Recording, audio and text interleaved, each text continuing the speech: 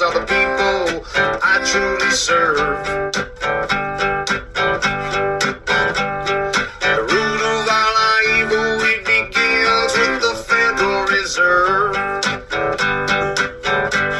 Hey, yeah, well, let's go back in time when everybody was so proud of America. I'm Tommy Salmons. This is Year Zero. Today on the podcast, I have Sal the Agorist, or Sal Mayweather, however you would rather say it. I'm sure all of y'all know Sal or have heard of Sal and have heard him on other podcasts, but Sal is a very well-spoken, well-read agorist that is steeped in knowledge and really understands the counter-economic philosophy and how to implement it in your everyday life. Sal and I had been trying to get together for a podcast for over a year, and we were able to finally get our schedules to line up so that we could record. And I think you're really going to enjoy this. I had a really good time chatting with Sal. As always, RyanBunting.com for all of your graphic design needs. Ryan Bunting is a great anarcho-capitalist and libertarian. He's also a great graphic designer. He designed my podcast logo and Pete Quinones' podcast logo for Free Man Beyond the Wall. So go to RyanBunting.com for all of your graphic design needs and check out his book, Project Manicore. As always, thank you, Tom Burton, for the music. If you want to hear this podcast ad-free and have access to I Done Told You, the train wreck of a podcast Beatrix and I are recording with other libertarians, you can go to our Patreon. It would be patreon.com/TD Salmons. And you can pick your tier, how much you would like to be a patron for, and you can have access to this podcast, Year Zero, ad-free, and I Done Told You, plus some other bonus content. Or you can go to TommySalmons.com, and that would be my Substack, and you can pay $5 a month or $40 a year on the Substack. So, without further ado, here's Sal. All right, man. I'm here with Sal the Agorist. What's going on, Bubba? What's up, man? How are you? I'm doing well. Glad we could finally hook up. We've been trying to do this for a year, and it's just never worked out. Yeah, I know. We've been going back and forth on Facebook. Yeah. You told me about Carl Hess, and I was like, will you come on my show, please? Oh, nice. You're a Carl Hess fan? Yeah, thanks to you. Nice. Good. Yeah, of course. Yeah, you sent me his audiobook. I guess there's a YouTube link to his audiobook you had sent me about a year and a half ago. And I watched it, and I was like, this guy is my spirit animal. Yeah. Yeah. So. Yeah. Carl Hess is the man, actually. I can't get enough of his. I read all of his old articles and stuff. He's got like a huge body of work that people aren't aware of too. Like he's like written like books and famous articles and shit. So I have a fun time pouring through all of his old stuff. Yeah, I love reading his stuff. When I stumble upon it, I'm like, oh yeah, I forgot about this guy. I gotta read more of his shit. Yeah. I'm almost done working on a book. It's almost like a sort of like a collection of essays and articles from other like agorists and non-political thinkers and stuff like that. And I have like 3 or 4 different essays by Carl Hess in there just because they're so magnificent. Yeah, that's awesome. I can't wait. I'll definitely be jumping on that one. Yeah. Maybe we can get you up to #1 on Amazon and beat Michael Malice. Oh God, could you imagine? Yeah, right. I wish. That's incredible, man. That's absolutely incredible. He got to #1. It's like it's probably one of the biggest accomplishments for the entire liberty community. Right. And I don't know how long. Yeah, I haven't listened to your the podcast you did with Keith and Pete on the book yet, but I'm interested to hear what y'all had to say about that. Yeah. And I think he's supposed to be coming out with an audiobook, Malice, I believe. Yeah, yeah. He said the way he described it when he talked to Dave is he's having a bunch of different people record chapters that they actually like reflects them. So he was gonna have like Tom Woods do like the Rothbard chapter, do have Dave Smith do like the David Friedman Nice. chapter. Yeah. Very cool. Very cool. Wow, that'd be really great. I wonder who we'd get to read some of those old school like anarcho commies, like Bakunin and Most and stuff like that. I don't know. Yeah. Maybe like some Antifa leader or something. I don't know. Knowing his troll prowess, he'll probably try to get like Yeah. Garvin to do it or something. True. Yeah. True. Good point. Good point. Yeah, who knows, man? I don't. It's hard to keep up with how that guy's mind works, honestly. Yeah, for sure. For sure. But let's get into this a little bit because like one of the things like I credit you with introducing me to agorism as a philosophy. Whenever I started my podcast, I had just like really gotten into libertarian philosophy and I'd started reading a lot of Rothbard. And I was reading it and I instinctually was looking at it and I'm like, okay, there's a tie between libertarianism and entrepreneurship. And as long as I've been stuck working for other people, I've always wanted to work for myself. It's always been like the ultimate goal still in my 40s is to get away from employment and to work for myself. So I was always studying entrepreneurs. And so whenever I just knew immediately upon reading Rothbard, like there's a tie between entrepreneurship and libertarianism. And that was in 2018. We're talking about early 2020. You're like, well, have you read Konkin? And I'm like, no, what is this? And so you tell me about it. And I'm like, okay, yeah. And then you sent me some Carl Hess videos and stuff like that so I could listen while I was on the road. And ever since then, I've been like, okay, this is the way, so I have to give you mad props for introducing me to this line of thinking.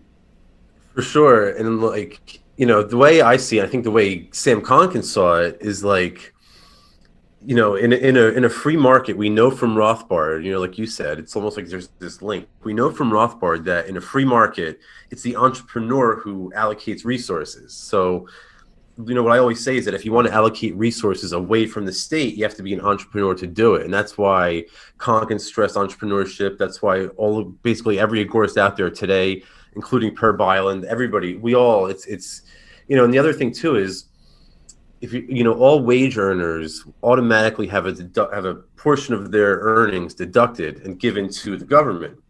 The old word for that is slavery, right? We used to call it slavery, but now we just call it income tax. So right. Entrepreneurs are more well positioned to sort of minimize their tax burden. So they're not really as subject to slavery as wage earners are. That's why one of the differences between Agorists and ANCAPs are that we're not afraid to use the term wage slave, right? And ANCAPs are, because they don't understand what it means. They don't understand how we mean it. Yeah, and another thing that ANCAPs tend to stray away from and are unwilling to look at is any sort of class theory. And I know that Wally Conger wrote a book on class theory, and I know Konkin had talked about it some. But I kind of tend to lean more towards the Roderick Long thought of class theory. Like to me, it just kind of hits home more. It really kind of draws it in a way that I understand it a little better. When you think of class theory, how does that like register in your mind? The way I look at it, and I think this is probably the most important narrative that we could put forth is the whole narrative of class theory, because that's what's effective. That's what the masses actually care about. I mean, look at all of the different like revolutions that have been based on working class liberation throughout, the last 200 years. So that's the narrative we should be going for. Holding, the problem with left-wing class theory is that the antagonist is the entrepreneur, whereas in Agora's class theory, the entrepreneur is the hero, right? The entrepreneur is the protagonist. So there's like a really big contrast there. So, the Marxists got it right in the sense that there is this binary class division. They just identified the parties incorrectly. So what we think is that the true parties at stake here are the plunderers, and the plundered, right? I think that's the exact word that Wally Conger uses. And I think that's pretty much perfect as far as I'm concerned. Yeah, I don't know. I still kind of like the parasite class and the working class. Yeah, yeah, I know that works too. And sometimes I'll use that sort of terminology myself.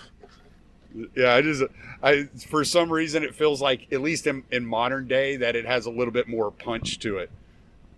It does. You're right. You're absolutely right. And I'm a big fan of Roderick T. Long. I haven't read his stuff on class theory, but I'll definitely give that a check. You should send me over some stuff to like recommended reading and whatnot when we get off here. Yeah, absolutely. He actually did an interview on Mutual Exchange Radio, where all he's talking about is class theory.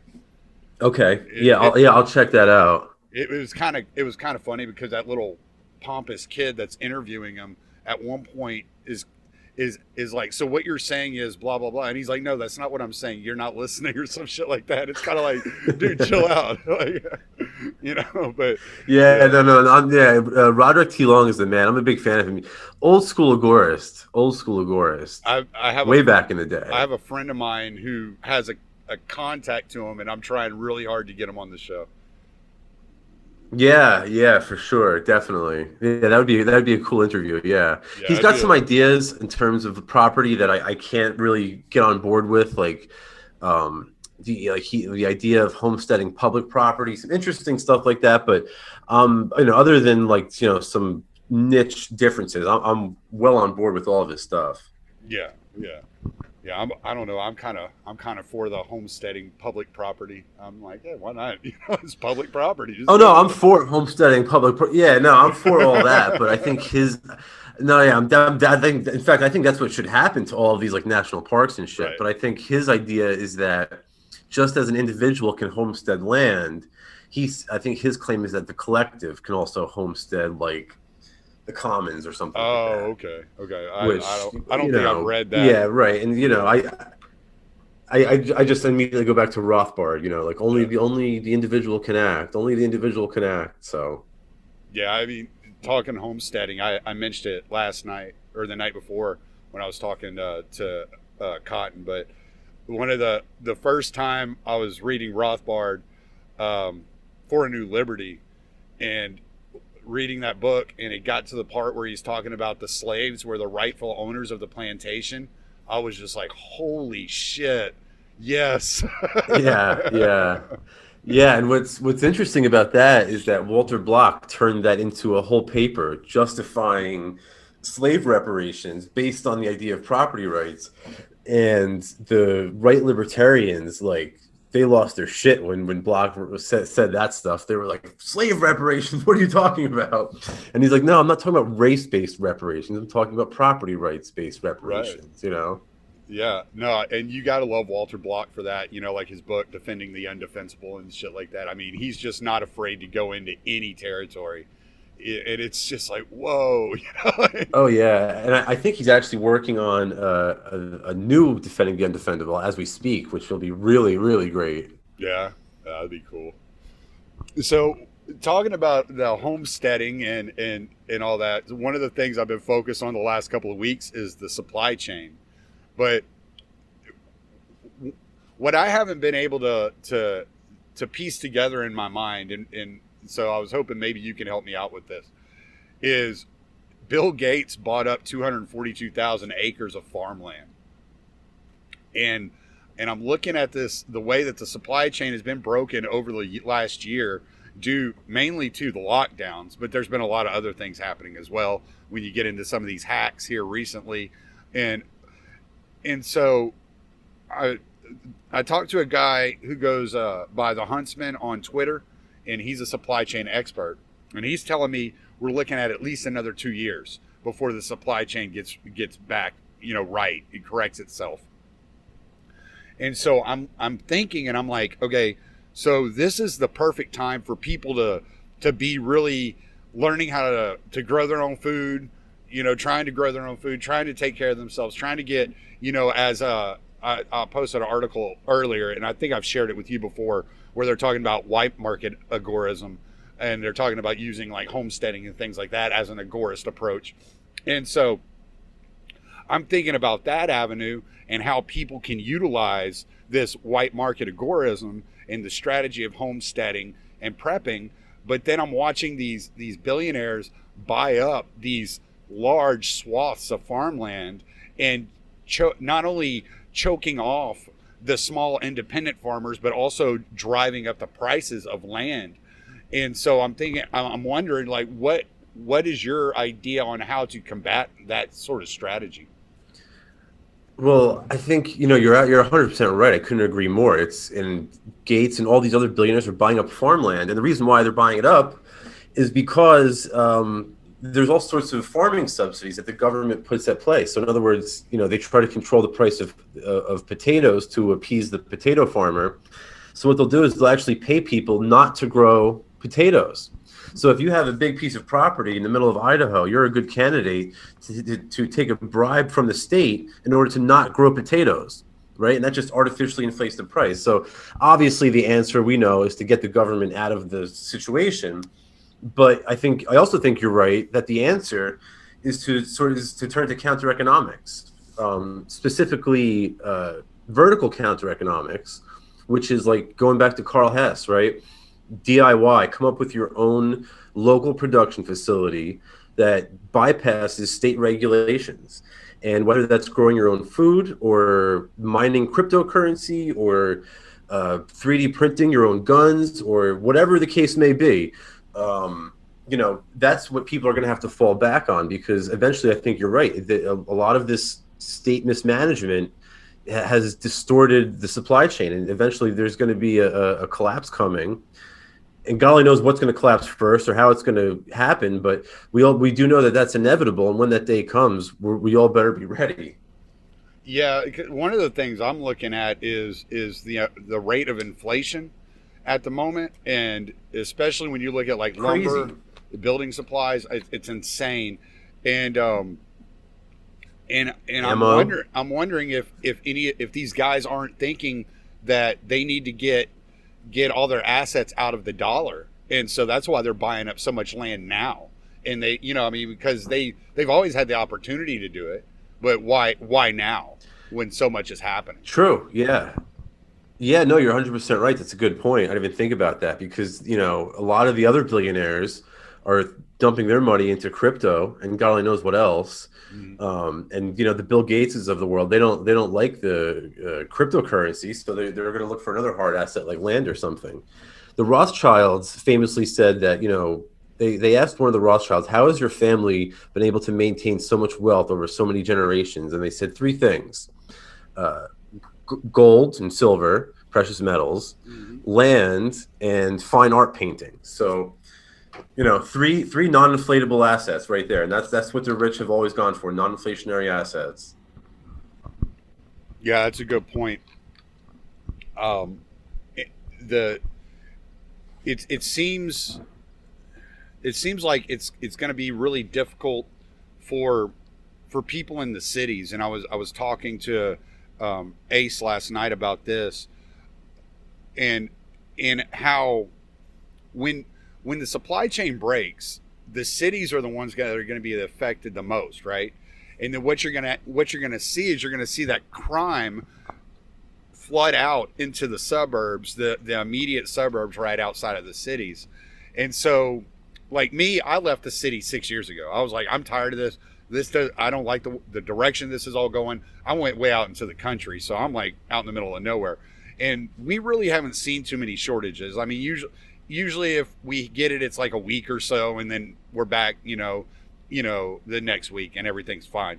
But out in those cities, that's where you're going to see the violence. That's where you're going to see people panicking. You're going to have this, this complete collapse of like societal order is going to be in the cities, where people are going to be fighting over the limited resources that are available. And so like one of the things I've been pushing for is, even if you don't leave the cities, if you don't leave the suburbs, get out of these massive populated areas, have yourself, a bug out plan to where you have somewhere to go, in case shit does hit the fan, and that's part of my reason. People have asked me like, well, why don't you just leave the country? And I'm like, well, I have 5 kids, a granddaughter, and my parents are still alive, and they're all within 3 hours of me. I feel like the 8 acres I have, I'm kind of responsible for maintaining that if they need somewhere to go. Oh, absolutely. Absolutely. And you have a pretty good setup too, because 8 acres, that's not in the city is a pretty decent setup. I think that's probably about as good as you can get. Hey, if you got your whole family there, and you basically have the whole your support team right behind you, so I think you're probably in a much better predicament than 99% of the people. Right. And I couldn't agree with you more, man. I just left the city, right? I just got out now, and I've known I could see the writing on the wall for a long time, but they get you trapped in with like regulation and the high cost of living and rent control and like all these burdensome policies. And the kicker of it all is that none of these people have guns. So wait until shit does hit the fan in the cities, and it's going to get real ugly real quick, because the only ones who have weapons are the fucking politicians, and those are the last people you need to have a monopoly on firearms. Yeah, the only ones with guns in the cities are the warlords. And the people, yeah, exactly. The people that would be warlords. Right. And I saw it when I left Manhattan. There were tanks on the street. I mean, it was that bad. And when I left in the beginning of COVID, there were police with rifles in Penn Station.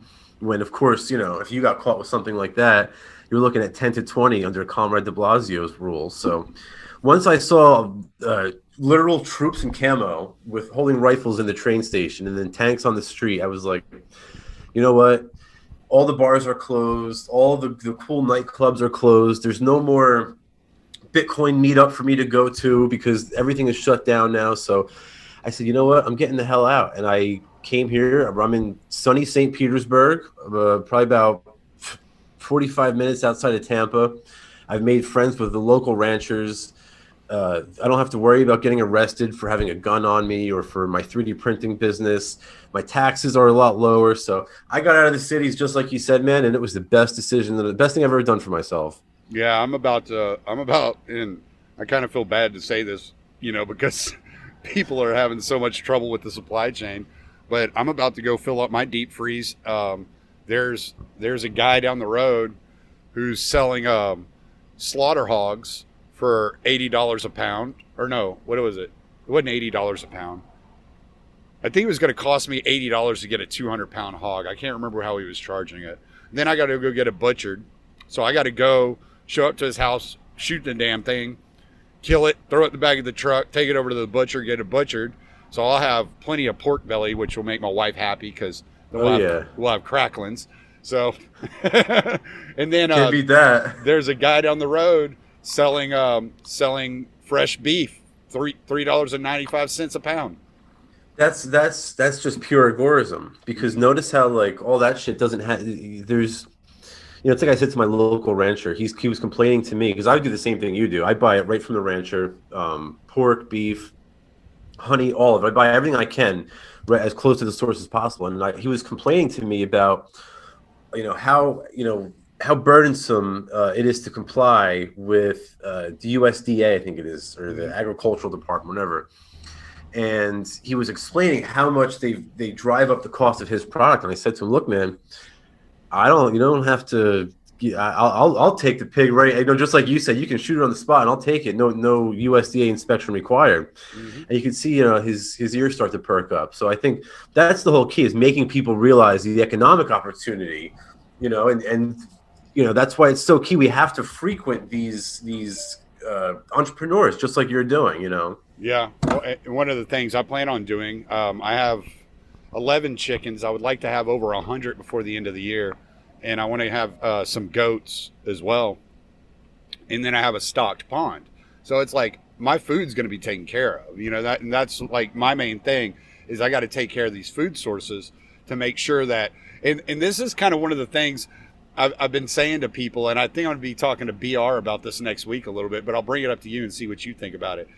I listen to some of these guys that are always talking about loading up like 5,000 rounds of 5.56 or 5,000 rounds of 9mm in this, that, and the other. I'm like, give me 5,000 rounds of 30-30 and 410, right? Because I want to make sure I'm gonna need food long before I got to fight the feds off.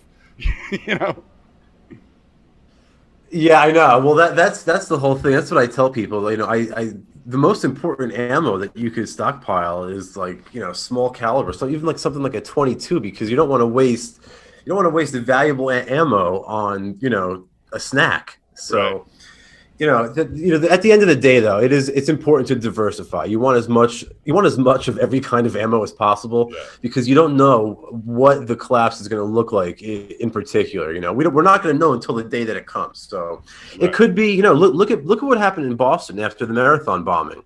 It could be something like that, where you have armed troops coming door to door looking for. They want your guns, they want your precious metals, they want your cryptocurrency. It might be something like that. We don't know. So have as much of anything as possible. I don't want to tell people only buy 22 and then they're going to go out and need something a lot heavier. So get everything. Right. Yeah. No, they did that in New Orleans too. After Katrina, they went through New Orleans and door to door and confiscated the guns. Sent the National Guard around. Yeah. And I don't think I would survive something like that, to tell you the truth. Yeah. So you're moved to Florida from were you in Jersey or were you still in New York? No, I was about 10 minutes outside New York City. Oh, okay.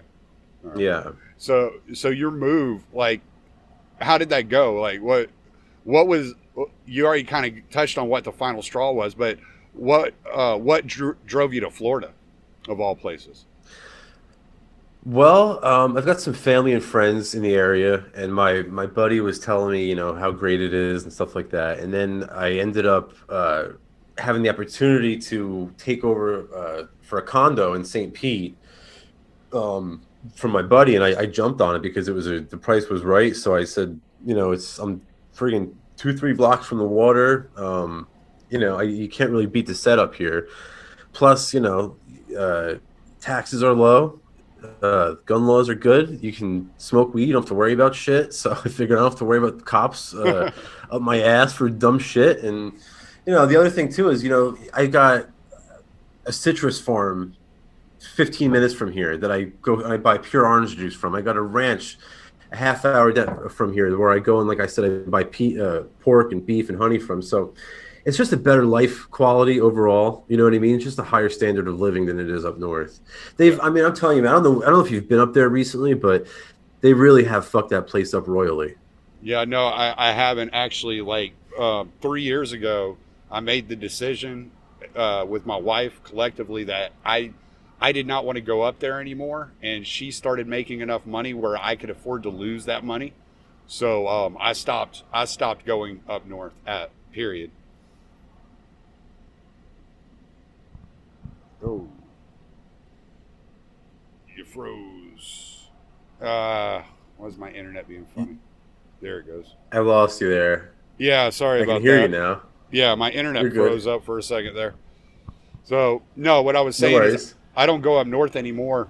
About 3 years ago, we made the decision, my wife and myself made the decision that she wanted me home every weekend. And so I just started driving regional. I didn't want to be going up there anymore. Like kind of like you, I saw the writing on the wall years ago. It was just a matter, and that's part of me going local. I'm going to take like a loss in pay, but I'm going to be working for a Texas company out of Texas, and I don't have to be traveling all over the place.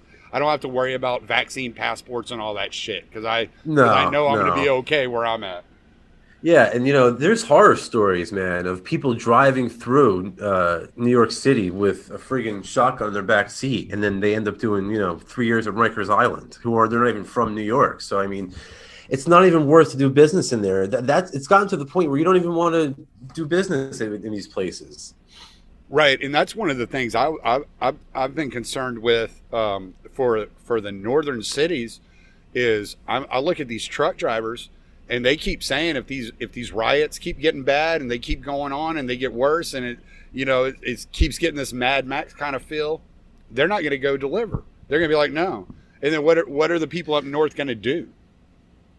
So much of the focus of my podcast is to point out abuses of power and how bad things have gotten and the direction in which we're heading as a society. And it can be a real black pill.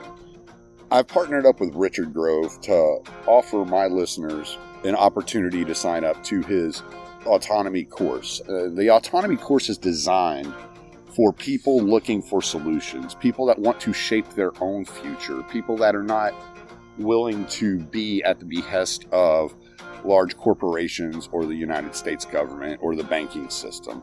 The Autonomy Course is designed for those of you who wish to have complete control of the reins of your life, who are looking to be successful, to thrive and not just survive, to provide for your family by utilizing your existing skills and learning how to market and sell those skills in order to be your own boss, or learn new skills in order to leverage that into a new career opportunity. So if there's a job out there you've been trying to get or you've been wishing you could get, but you just don't have the skills for it, the Autonomy Course is the place for you to start, to learn how to land that position, to learn how to market yourself better, to gain confidence, and to be surrounded by a community of like-minded people that will encourage you and help you along the way. So use my affiliate links and go check out the Autonomy Course. It could be right for you. Yeah, I know it. Well, I know, and that's the whole thing. The people in the north don't realize how dependent they are on the southern economy still. And this goes back, this goes back 150 years. But they've always really been dependent on the southerners, and they still are to this day. So that's just one trick that they have up their sleeve now that they could just, pull out if they really needed to. But, that's we're not even getting to the fact that they don't have any guns. So, all bets are off, at that point. Yeah, I had made a comment a while back that the reason the left is so against the secession of the quote unquote flyover states is because they can't stand you, but they know they can't live without you. Yeah. Well, it's like you said, they're parasites, right? And like the parasite, without the host, the parasite dies. Right. And this is one of the disturbing things that we've seen over the last few years is how they've tried to shift this the narrative from the elites, especially have been pushing this racial identitarian narrative onto everybody, and you have the corporations adopting it, and then the left becomes this corporate left structure. I don't even know what to call them anymore. I like what Aaron calls them, Fortune 500 common Marxism, but I think that was, that's about as suitable as it gets. But and it kind of pushes us out, and we're like, no, these aren't actual entrepreneurs. This isn't the private industry that we're defending. This isn't what we're for.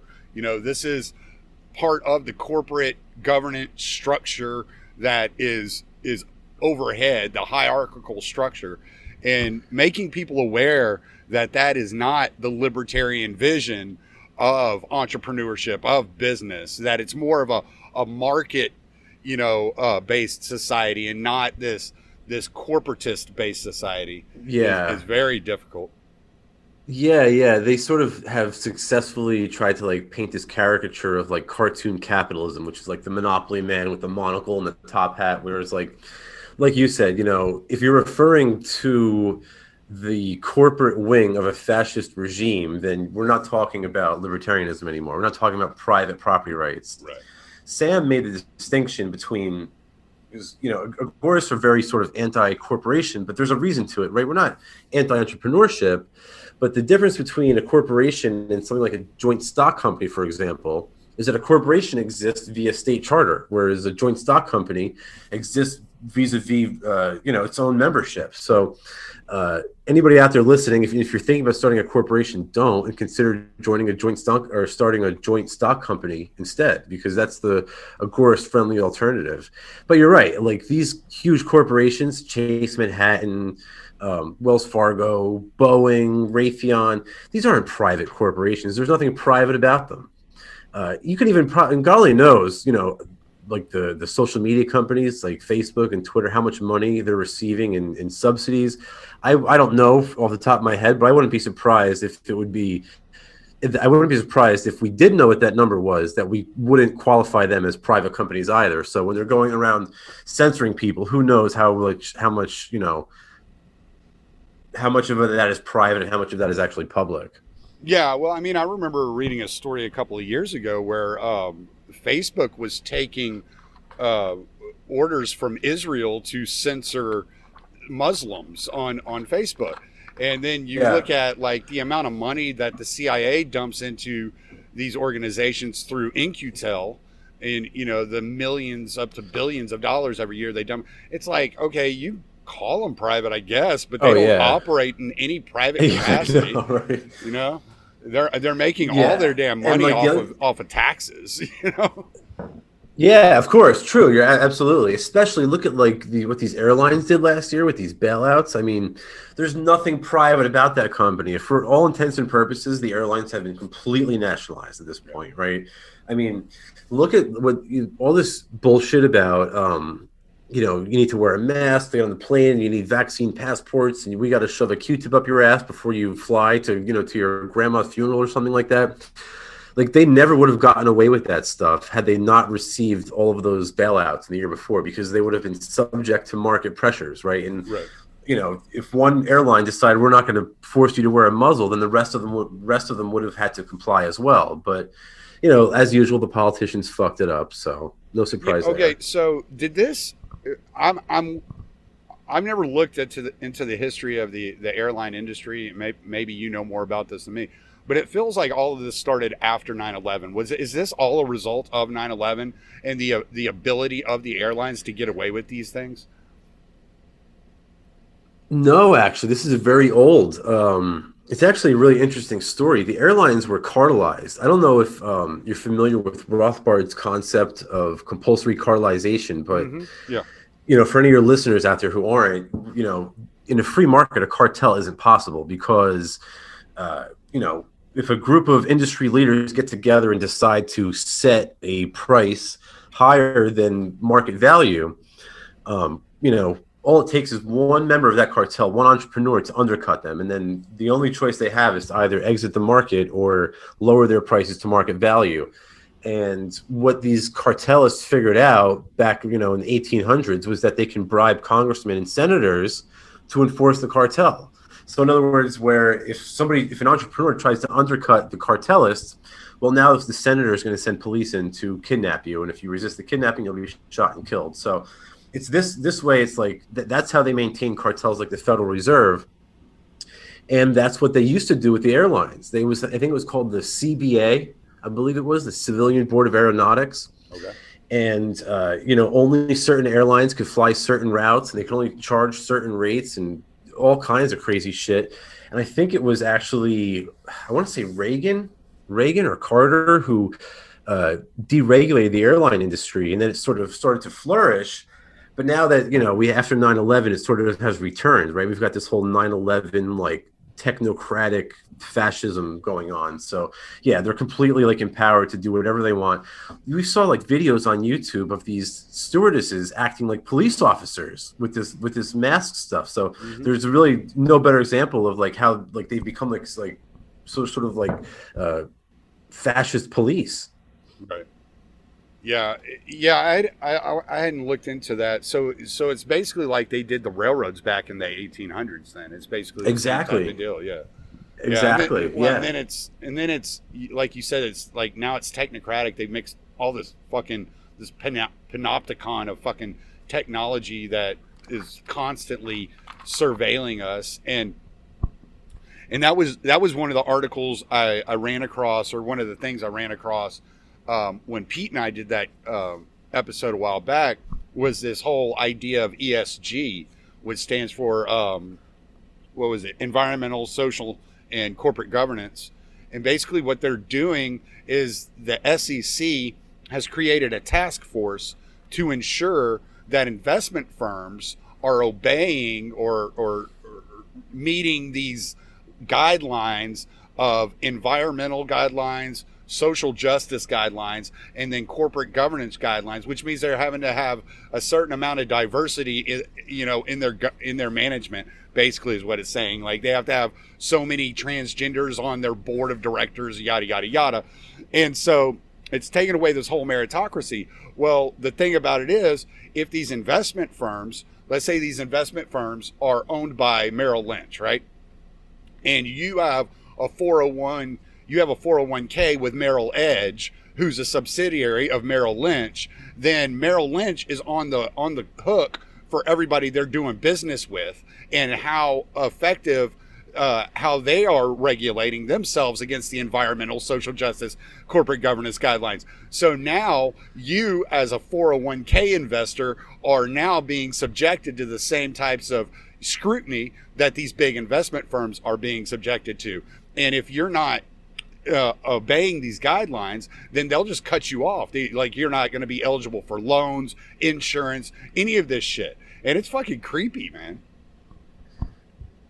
Yeah, yeah, and they're already starting. They already have some of that shit is in place in like California and stuff. But I think the SEC is one of like one of the threats that people aren't paying attention to, because like the effects of the SEC's regulation are sort of hidden from sight. We don't really see it because it's sort of what Per Byland calls the unseen, right? Like we don't see the effects of a lot of regulations because it's sort of like the deprivation of what could be. And that's what I would put the SEC in that category. But we Agorists are working on this. We've got a plan. We're going to handle the SEC. We're going to break the SEC within the next decade or two tops, in my opinion. And the way we're going to do that is with tokenized securities and assets. So now, rather than, if you wanted to take your company public and you wanted to sort of raise capital by, trading shares on some publicly traded exchange, you would have to go through a broker registered with FINRA. And FINRA, going back to the concept of compulsory cartelization, FINRA is just a cartel of brokers meant to artificially increase the cost of brokerage. So once we Agorists start tokenizing our businesses on the blockchain and then trading those tokens in a permissionless fashion on decentralized exchanges, we're going to break the cartel, and the SEC is going to take a huge hit, and I think that's going to sort of prevent them from getting away with a lot of this shit. So that's the hope. We'll see what happens. Hold on, let me see if I can wrap my mind around this, because I'm a technological retard, dude. I'm like so bad with this shit. I try to keep up, but it's way above my head. So basically, what you're doing is you're tokenizing your business, and those tokens act as shares. So instead of like selling publicly on the stock market, you're selling publicly on the blockchain. Am I getting this? Right, exactly. Yeah, exactly. In other words, you're selling peer-to-peer. Yeah. You're selling the shares peer-to-peer. Jesus fucking Christ. Yeah. I'm glad there are geniuses in this goddamn movement, man, because I'd be lost without some motherfuckers. There's nothing that they can do about this. That's they know it. And they know it. So do they see this coming? I mean, is the writing on the wall? Are they already aware that this is happening? Yeah. Oh, big time. Bob Greifeld, who's the former chairman of NASDAQ, he said, and this is, I'm going to paraphrase because I don't remember the exact quote, but he said something to the effect of like, right now, today, every stock and bond trading on Wall Street could be tokenized. And within 5 years, every stock and bond trading on Wall Street will be tokenized. So I sort of foresee a sort of coming, what I'm calling the Tocambrian explosion, because I think it's going to be this sort of diverse explosion of all different types of tokens. And I've been saying this for 3 years now, 2, 3, 4 years, something like that. And we've just now recently seen this year with the explosion of NFTs, non-fungible tokens in art and music and stuff like that. So it's just starting to hit the mainstream now, but in the near future, it's going to explode. And just like they can't stop you and I from sending each other Monero today in an anonymous fashion, pretty soon they're not going to be able to do that when we want to send, tokens or shares of our company. That's pretty fucking wild. Like, you're not the first person this week to blow my mind with this technology shit. I got a buddy of mine who told me the other day, he's been talking to me for a while, and he's like, yeah, I'm developing a personal cloud. And I'm like, wait, what? Like, you can do that? And he's like, yeah. And I'm like, this is fucking cool. There's too much shit out there for me. What do you make of the whole idea that these people want to centralize and manage the blockchain? Is that even possible? Because that's something they're seriously like trying to develop and figure out. Yeah, it's possible. It's certainly possible. Especially on like these permissioned blockchains, proof of stake blockchains. It's very easy to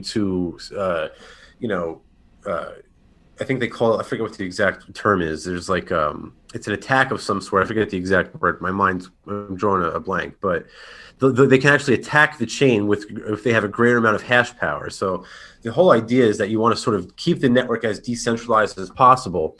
It would be really difficult for them to initiate a successful attack on like one of the major blockchains, but some of the more minor blockchains, it wouldn't be as difficult for the state to attack. But I don't think that I don't think that they have the capability of attacking, like, for example, like the BTC blockchain or something like that. It just has too much hash power right now. Right. They'd have to, in other words, they'd have to comprise 51% or more of the mining network, which is just extremely, extremely unlikely at this point. But, one of the things that I'm concerned about is this whole, I don't know if you've heard about this, like FedCoin. Like the Federal Reserve has plans to announce their own cryptocurrency.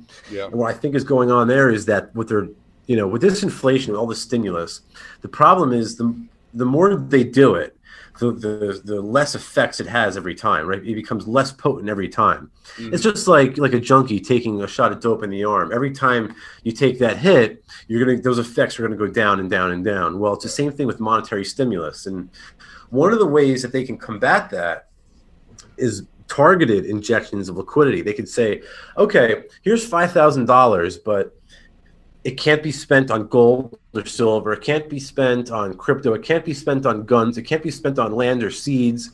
You can only go to the movies with it. You can only go to Target. You have to go to Walmart. You can only buy stuff on Amazon, because they need you to consume to keep their Ponzi scheme alive. So what I foresee them doing is issuing this cryptocurrency and telling everybody, sorry about that. No, my phone just rang. But I foresee them like issuing that cryptocurrency and then telling everybody where you can and can't spend it on purpose. And that's sort of my concern here. Yeah, that's that. I guess that's that digitaldollarproject.org. Yeah. I had read up on that a little bit to see what they were up to, and see, that's one of my concerns with crypto. And I actually tweeted about this earlier. And it's not that I know anything about it. It's just something that popped into my head, and I just asked: is it possible that the state actors created Bitcoin in order to get people to stop, participating in undocumented cash transactions, so that they are able to trace, because even with the Bitcoin, all transactions are on a ledger, so it's all visible. And so it can all be seen. And if they can figure out a way to trace those IP addresses or those wallet addresses, then they can figure out who to tax for each and every transaction. And And so part of my thing is I'm looking at, possibly investing in gold backs as well. And so therefore having a physical currency of some sort on me, as well as having cryptocurrencies available at my disposal. Yeah, no, I agree with you 100%. I think, that's certainly feasible, and you're 100% right that all these transactions are recorded, on the blockchain forever. So if they can tie you back to your wallet address, they can tie you back to those transactions. And I also think you're right about the whole, you definitely want to have a bit of precious metals at all times. I particularly like some small denominational silver coins for like a shit it's the fan scenario. Mm-hmm. Because you don't want to have like a brick of silver or one of those Volcambi bars of gold, because Right. you're not trying to buy a farm, especially in a shit it's a fan scenario. Those metals are probably going to be worth a hell of a lot more than they are today. So even the small denominational silver, you might be melting that down. You never know. But you raise an interesting point though about the government and cryptocurrency. I don't know that they created it or not, but one thing that there is a conspiracy about is that right around like 2017, when there was the whole block size debate, where they were like debating whether or not they should increase the block size to accommodate a greater number of transactions and sort of ease the network congestion. I personally think, I know a lot of other people personally think, that that's where the state stepped in. Because that's where they came in. They said, no, guys, we have to keep the block size static. We don't want these major blocks. Because the state actor knew that if we had an efficient medium of exchange that competed with the U.S. dollar, they would be in some major shit. They'd have some real problems. So I would not doubt or be surprised if they played some hand in forcing the BTC community, or persuading them, I guess is a better word, not to increase the block size and therefore be less competitive against USD. But there are other chains out there like that are functional mediums of exchange, like Bitcoin Cash, Dash, Nano.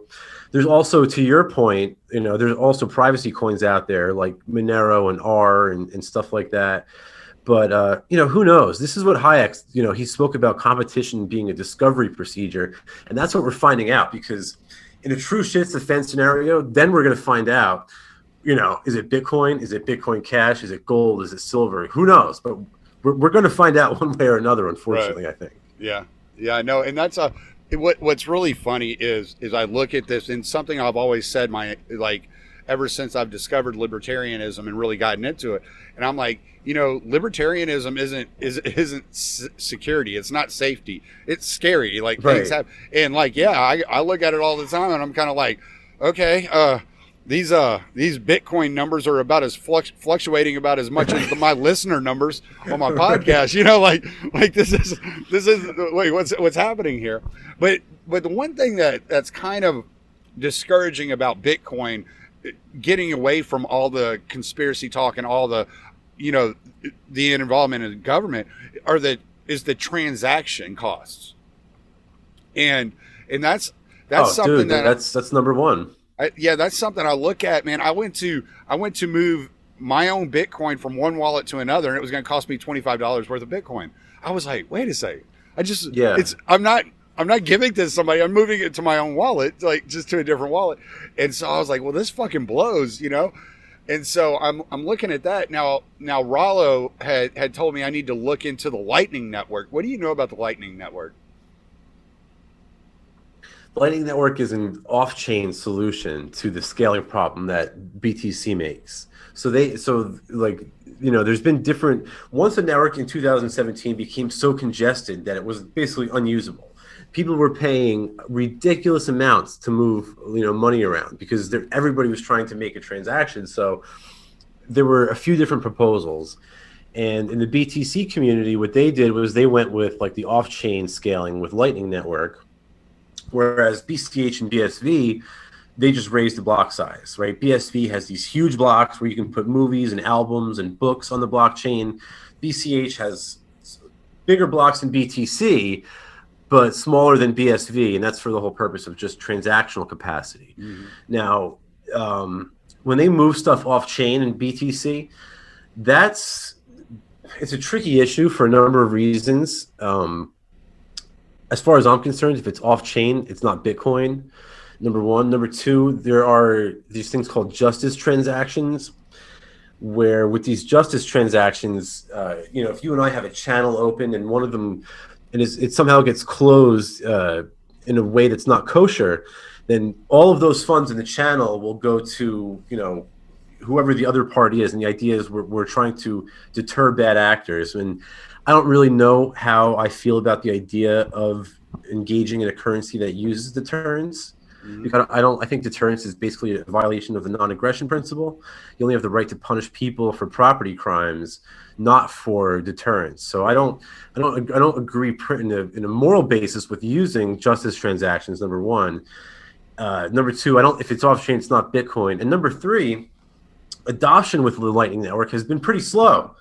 I don't know I haven't looked at the numbers recently, but just as of a couple months ago, there were more transactions on the Bitcoin Cash on chain than there were on BTC. So, that's the whole purpose of raising the block size, is to sort of avoid having to move off chain. Well, and moving off chain, wouldn't that make you more vulnerable to, a hack or a government attack or tracing of some sort?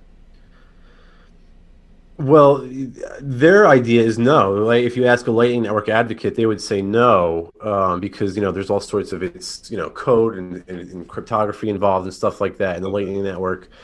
And the Lightning Network is great. I want it to work. I don't want to talk bad about it. I hope that it works, because we need as many competing currencies as possible. I'm just not as confident in its ability. And a lot of these developers, every time you ask them, they'll say, we're just 18 more months away, 18 more months away. But they've been saying this for years and years and years. So I think it's time that they just gave it up, frankly, and joined the Bitcoin Cash team.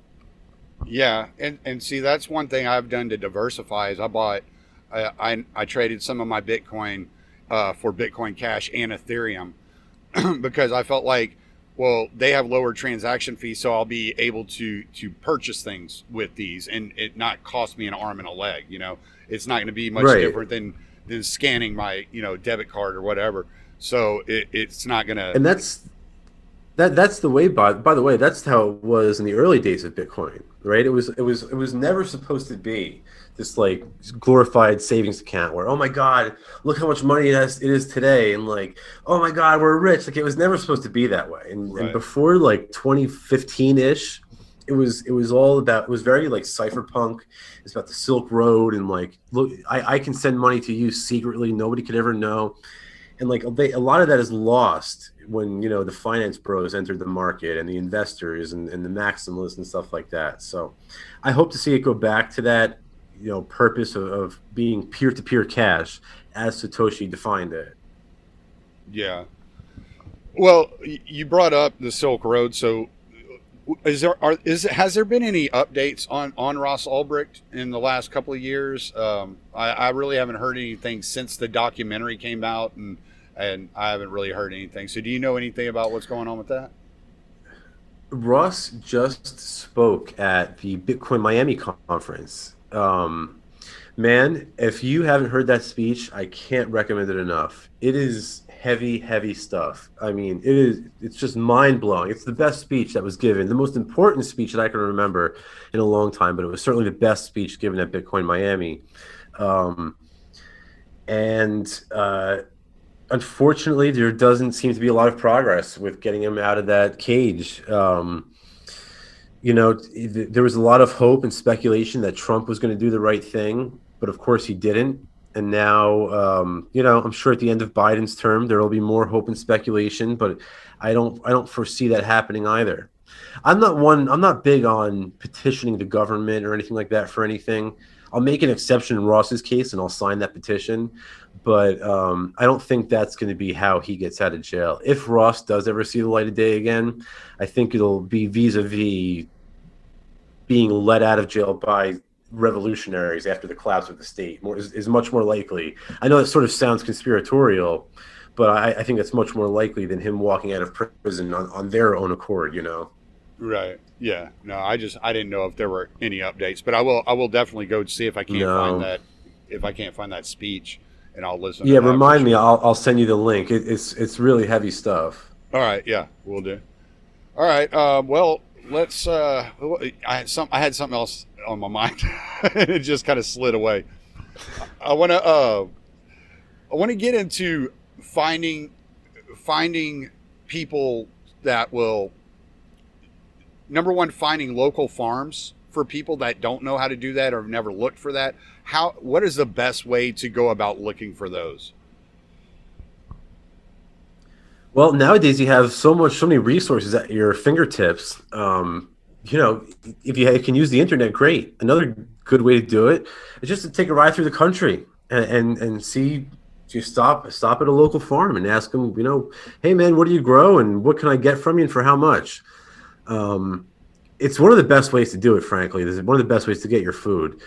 You want extra Agoras points is once you start buying your food from these farms, once you find a farmer, I know this is sort of off of the topic of your question, but once you find the farm, try to ask the farmer if you can trade, or the rancher, whoever, for silver coins or cryptocurrency or little pieces of gold or barter, something like that, because that's how you really make sure that there's the least amount possible is going to the state. And that's the whole idea of agorism, is you want to sort of starve the beast.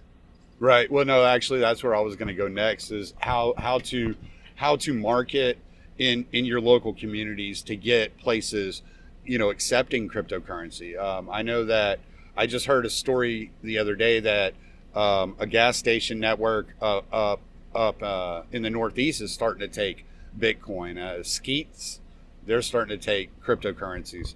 So, do you have any success stories on how you've gone about getting companies to start accepting crypto? I'll tell you what, the number one cryptocurrency in Australia is Bitcoin Cash, and that's due to a friend of mine, Hayden Otto, who's done amazing work out there. And the way he did it was he raised a bunch of money to literally buy tablets, and he programmed them all to with like the Bitcoin Cash register app, and he literally went business to business and said, "Look, here's a free piece of hardware. I'll show you how to accept cryptocurrency." And he got a ton of adoption like that, and it worked magically. But another pointer here is don't wait for businesses to accept it. Well, you could do it today with a crypto debit card like BitPay or crypto.com card or something like that. The only drawback is that you have to go through this KYC bullshit. Now, there is one more project that you should know about called Bcash, be.cash, which is this really exciting project that a Bitcoin Cash developer, Tobias Ruck, I believe is his name, something like that. I hope I'm not getting his name wrong, but he's a European Bitcoin Cash developer. I believe he's in Saipan now with Vin. But he has come up with this idea of creating a debit card that works off of like, I think it's like, what is it, near field communication, NFC. So you basically just tap it. It's like tap and go kind of thing, Right. but with Bitcoin Cash. So imagine how unstoppable that would be if we can just all of a sudden transfer a payment onto your cash register by tapping a debit card on there with no KYC. No Visa, no documents signed, no nothing. I mean, that is true cypherpunk shit right there. Yeah. That's how we're going to beat the bastards. I'm in if he's able to get it developed. I am definitely in, because Vin told me about a company called Uphold, and he said that's who he uses is Uphold, and so that's what I've been using, and I kind of I keep it there, and I have a few $100 on my Uphold card. If I need it, I can use it, but I try not to use it, as much as possible. It's whatever, but right. It's just kind of emergency, stock money right there. See, I'm all in. I'm all in. So I got everything in my own non-custodial wallet, and then when I need money, I'll send it to I have a BitPay card, so I'll send it to my BitPay wallet, and just spend it, through there. Oh, okay. I see. So you're accepting all your payments through crypto. You don't make any fiat anymore. I don't own at any given time. I have the least amount of dollars as possible. Like if I have bills coming or something like that, then I know I have to pay in dollars. Then somebody pays me for like a 3D printer or something. I'll keep that money in USD because I know I have to make a payment. But otherwise, everything gets converted to Bitcoin Cash. Yeah. Yeah. Oh, that's right. You do sell. I forgot you were selling 3D printers. How did you get into that? I got into 3D printing in like 2015. This is right after Cody came out with a 3D printed gun, and I was at PorcFest in New Hampshire, and I attended a workshop that was hosted by a friend of his from a group called Come and Take It Texas, and I saw the whole thing in action, and I was like, "Whoa!" And my mind was blown. Went home, got myself a 3D printer. This is in, the slave states back up north. And I think the statute of limitations has expired now. So I started 3D printing guns, and I'm like, damn, this is awesome. I'm like, I love this. So I kept at it, and finally I decided, you know what? I'm going to start a company where I sell them. We're going back to entrepreneurship and agorism. And I realized that, one of the holes in the sort of counter-economic market structure here is that if someone wants to buy a 3D printer, they have to go through a KYC payment platform, and there's a record of that transaction, like Visa or PayPal or Amazon Pay or something like that. So I said, well, if we accept cryptocurrency, Satoshi's concept of peer-to-peer cash, right, then we can sort of cut out that KYC, cut out that middleman. And that's what I did, and it's been successful so far. So right now the price of crypto is down. So, I actually have to stock up on more inventory, but I'm hesitant to do it because the price of crypto is so low. So I might wait for it to go back up before I restock. But we still have some stuff available if anybody's interested. We've got like the CR6 SE, and I think we've got 1 or 2 Ender 3 V2s left. So check all that stuff out. And since 2015, how has the technology of 3D printers come? Oh man, it's the first machine I bought I bought a FlashForge Creator Pro for $1,200. The best machine I sell today isn't even $1,200. So the price has come down dramatically. Like now, like to do the stuff that we're talking about, you can get a 3D printer for $200 to $300 in the $200 to $300 price range, and you can accomplish all this stuff. Back in the day, like I said, I paid $1,200 6 years ago for my first printer. So that's the first thing. The second thing is that, there's traditional FDM printing, which is like what you see on YouTube. It's just a hot metal nozzle that you feed plastic filament through. It gets melted, and it, raises and does layer 2 and does layer 3 and so on and so forth. Then now they sort of developed resin printing, right? And that started with SLA. It started with different methods of curing the resin, but now we're using LCD lights, and now that's really the more updated version. Now though, they've come out with belt printers, where it's like almost like a treadmill, and you can print these really long objects, which is very cool, especially for our applications. And then the next that they're just coming out with now, that's sort of in its infancy, is like 5-axis printing. So you can imagine like a very small platform, like maybe just like an inch or two in square. Okay. And then there'll be like literally a robotic arm that has complete movement all around it, up and down 360 degrees, that could make all sorts of minute details. So God only knows where the technology will be in 10 to 20 years. Yeah. I mean, you can get a printer today that will print a house, and that printer will cost you $20,000. So, 3D printing is poised to do to the manufacturing industry what Bitcoin has done to the banking industry, and what tokenization will do to the brokerage industry, Yeah, well, and see, that's what's really important about all of these technologies coming out, is how we develop them and learn how to use them in order to, spread liberty and bring more freedom onto everybody. you know, Right. and we can teach other people how to do these things.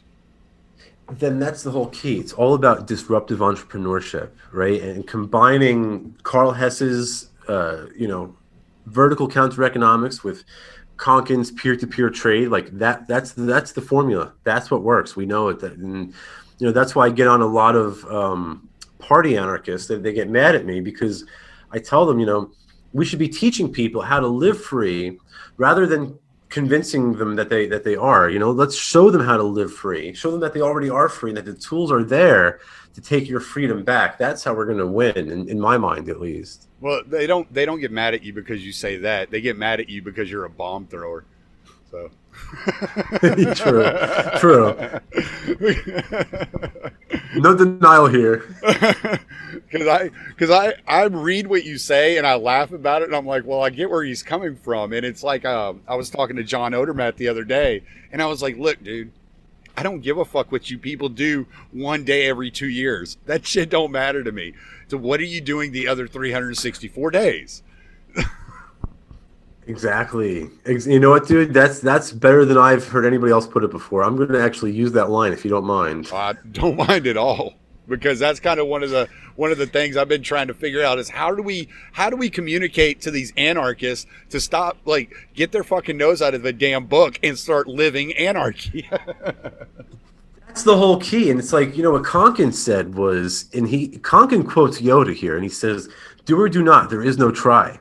Right? Yes. And I'm working. I mentioned earlier, I'm working on a book now that I'm almost done with, and that's half the reason I go so heavy on the Carl Hess there is because he exemplifies that so perfectly. Carl Hess really truly embodied liberty. I mean, Carl Hess. People don't know this about Carl Hess, but not only was he a tax resistor successfully, by the way. Irwin Schiff died in a prison. Carl Schiff didn't. He died on a homestead in West Virginia. And there's a reason for that. But he also ran guns to the anti-Castro rebels in Cuba. He worked with the mafia to stop the flow of capital into the Soviet Union. I mean, he wasn't having debates at the LNC convention over who's going to be the chair of Idaho, right? Like, thank God he wasn't, too, by the way, because we might not be where we are today if that's where he spent his resources and his energy. Right. Well, I saw this story a while back and it made me think of Carl Hess and I couldn't think of his name at the time. And I'm texting Pete and I'm like, dude, what was that guy's name? What was that guy? He was like Konkin. I'm like, no. I remember Konkin, but there was a guy, I think it was in Michigan. I saw it was this story. And it was this older black man. He started a aquaponics system and he learned how to do aquaponics in his own yard. And then he opened up a community aquaponics like warehouse. Now, I mean, he was featured on television, so he's probably getting taxed and all this. But think about the jobs he created for his community without the government's permission, without the government having anything to do it. Like, when has the government ever come out and said, you know what we need to do? We need to start developing aquaponics, systems all over the country. That's not like potato subsidies. No one's getting subsidies for aquaponics. And God knows what sort of regulations, I'm not in the fishing industry, but God knows what sort of regulations they put on that industry. You have to have certain additives in your water, or the fish have to have hormones and antibiotics and steroids and all this bullshit. There's none of that, right? When it's DIY, there's none of that crap. And my buddy, Jack Spirko from the Survival Podcast, who I really can't recommend everybody follow enough, he's got this aquaponics thing down to a T. Mm-hmm. And one of the things he told me is that it's difficult on a small scale operation, an indoor small scale operation. It's difficult to produce large quantities of food, but once you move outdoors, your output really expands. Carl Hess, when he did this in the Adams Morgan neighborhood, he had the entire basement area.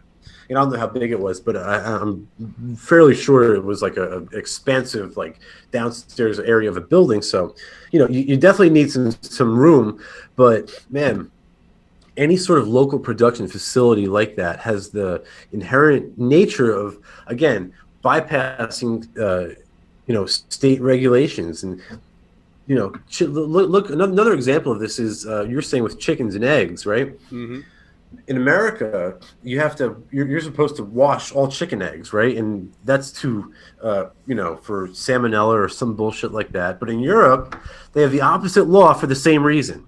So in Europe, you're not allowed to wash the chicken eggs because they have a protective coating on it that prevents it from acquiring salmonella. So who's right and who's wrong, we don't know. But right. when it's DIY, you get to determine that, not some politician in Washington D.C. You know, that's Right. just a small example. Yeah, no, absolutely, and that's one of the things I would like to do whenever I do get local is start working on my own aquaponics system and really getting it down pat, because I've watched Jack Spirko several times. I've watched his videos on it, and I'm like, I got to do that, man.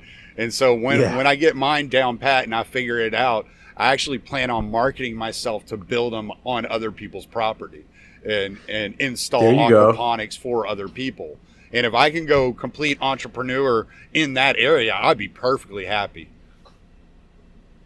Dude, I'll tell you the truth. I've honestly, there's a huge demand for that out there, and it's really, I've looked into it a little bit, but it's actually not as unless you're going to build them like yourself, like you're saying. It's not easy to find like some production company out there that's willing to send you, you know, numerous units or something like that to buy in wholesale. So there's a lot of demand there for it, and there's not many people taking advantage of it. I say go for it, but you know, I tried it.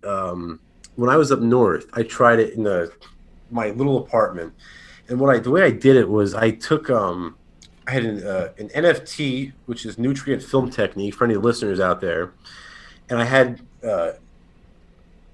PVC pipe running down my wall, probably 4 rows of it, and I took a hole saw, cut some holes in the top, and stuck net cups in there, and I had an ebb and flow tank beneath that, so the water would run down my NFT channels.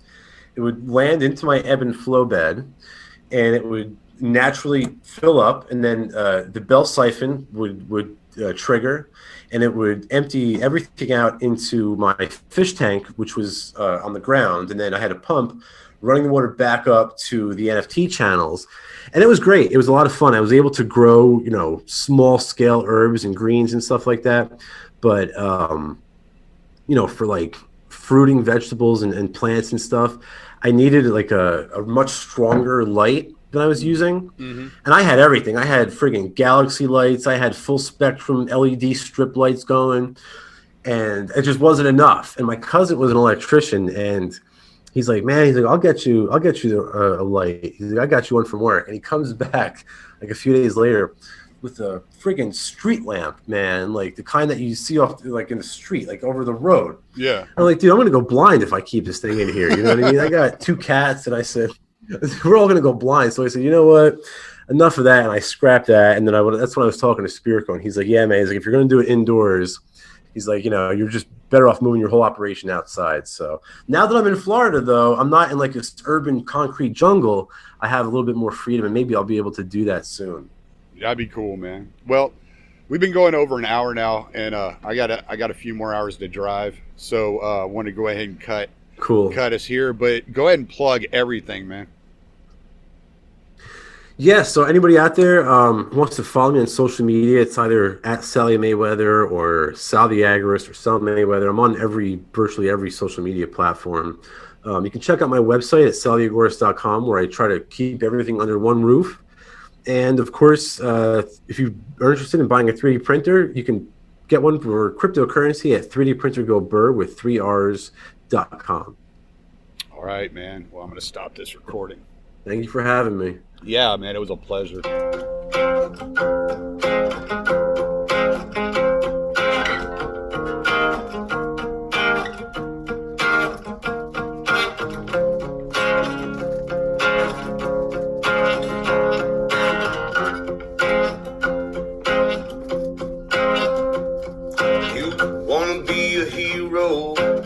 Said you're just a slave.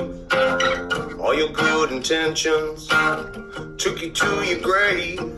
Your pride is how they killed you. With the flag you wave just like a fool. They promised you a mountain gifted you a stone, they demanded that you throw it into your neighbor's home and then seize all that they worked for and give it to the throne just like a tool. But as we all just stand in line and glorify new ways of being cruel, seems to me humanity is not something that they're teaching us in school. They dumb us down all around, propaganda, their pollution. They set a cage up on the stage, a facade for all solution. They build a wall, block them all from this mental institution. It's insane.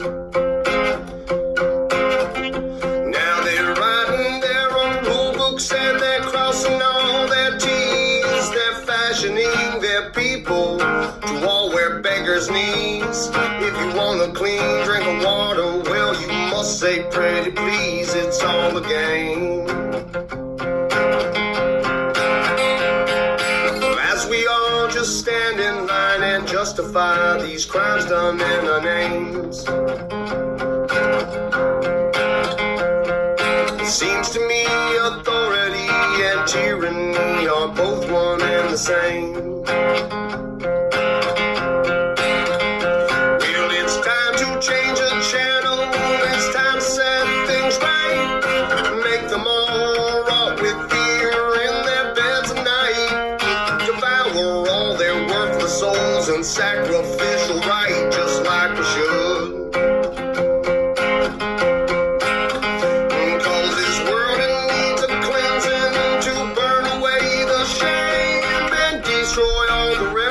Of those who are to blame, and we'll stack them up like cordwood, watch them sizzle on the flames for good. Well, as we all just stand in line waiting for some kind of Robin Hood, our liberty will never be until our right to freedom is understood.